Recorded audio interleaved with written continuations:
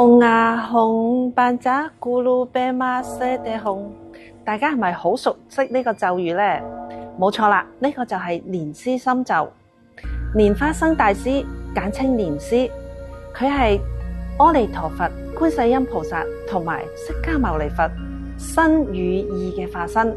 蓮花生大師係藏傳佛教嘅創始人，亦都係寧瑪派嘅奠基者。佢被稱為第二佛陀，又或者珍貴嘅寶上師。蓮師嘅形象通常展現慈悲中帶威嚴嘅形象。佢頭戴孔雀翎，代表自性清淨；右手持金剛杵，代表妙有同埋非有；左手托住怒氣，代表真空非空；臂依三叉象，象徵明非及三身。整體象徵法報化，三身圓滿。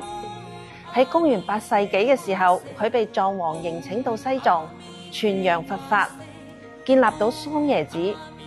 蓮花生大師喺西藏傳承咗佢嘅上乘金剛密法，佢嘅足跡係遍佈咗西藏、尼泊爾、不丹等地，留低咗好多佢嘅手足印同埋佢嘅藏傳嘅伏藏教法。蓮師喺藏傳佛教地位極高，被視為能庇佑修行者去除障礙嘅根本上師。念誦蓮師心咒可以幫我哋消除業障，增加福慧。蓮師心咒仲可以幫我哋清淨我哋嘅身心，等我哋嘅修行可以好似去到蓮花境界咁清淨。